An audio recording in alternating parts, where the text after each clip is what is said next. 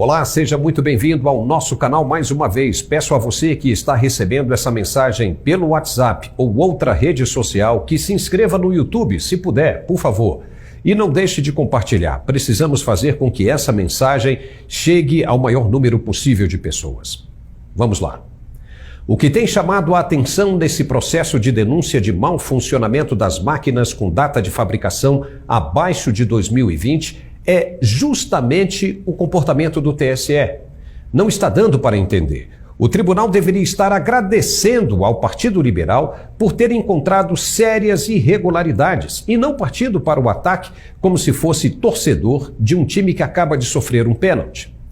Se o TSE prima mesmo pela lisura, independência e avanço tecnológico de todo o processo, deveria estar batendo palmas, pois as anomalias foram identificadas. Olha só que coisa extraordinária. E agora poderão ser sanadas, ajudando futuras eleições e aprimorando cada vez mais a democracia no país. Isso não é maravilhoso?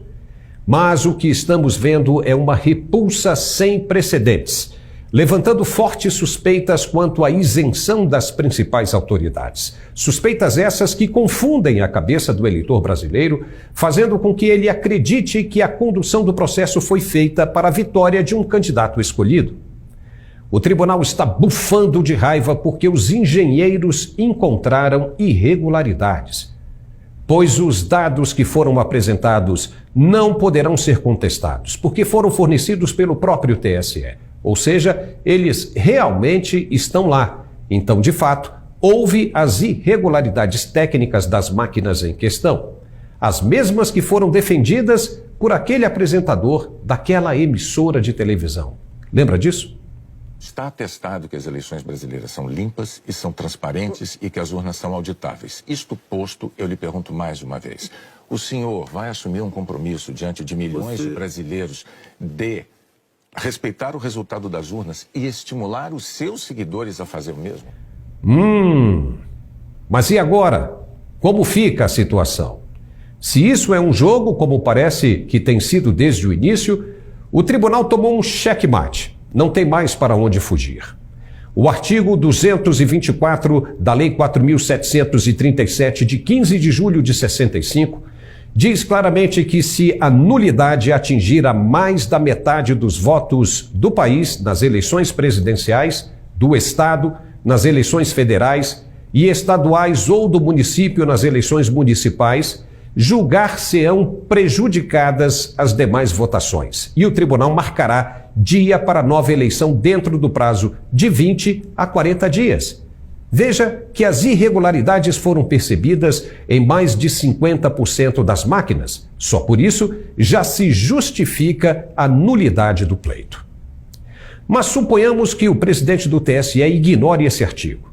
Ainda tem o primeiro parágrafo, que está bem redigido e também claro. Ele diz: se o Tribunal Regional, na área de sua competência, deixar de cumprir o disposto neste artigo, o Procurador Regional levará o fato ao conhecimento do Procurador-Geral, que providenciará junto ao Tribunal Superior para que seja marcada imediatamente uma nova eleição. Ou seja, retira-se da esfera do presidente do TSE o poder para impedir. Mas, se ainda assim a relutância for insistente, estaremos diante do segundo parágrafo da mesma lei.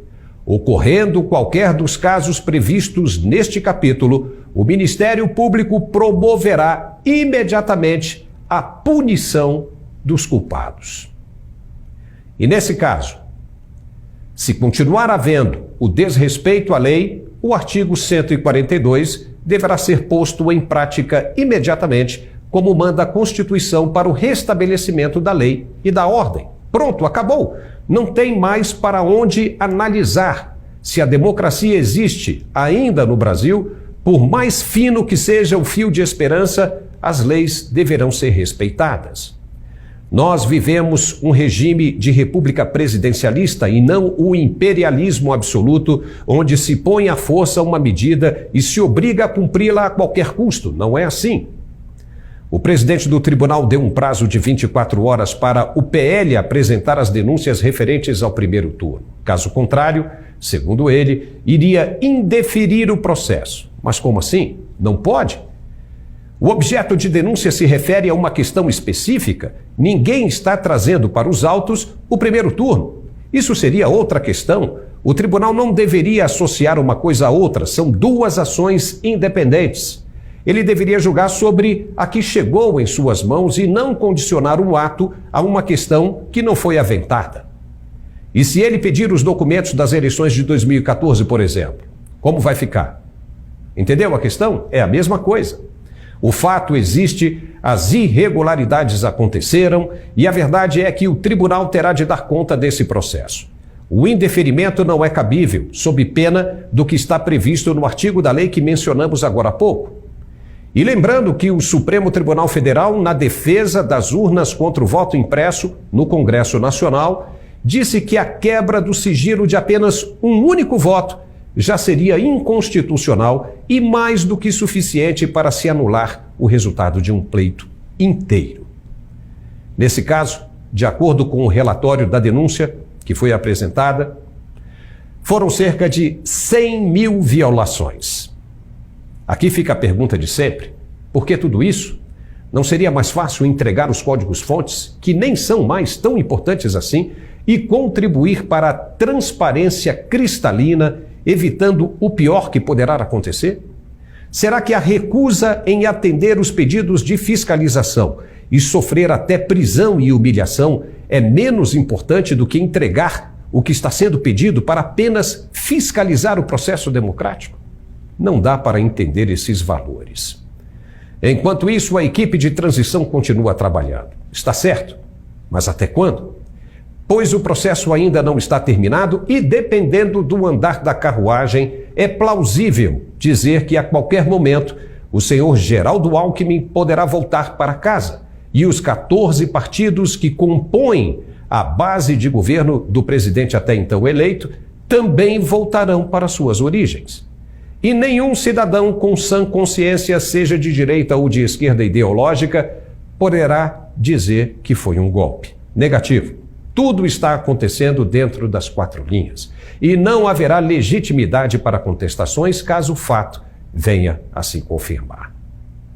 Ficamos por aqui. Se inscreva em nosso canal no YouTube e compartilhe o máximo que puder. Muito obrigado e até a próxima.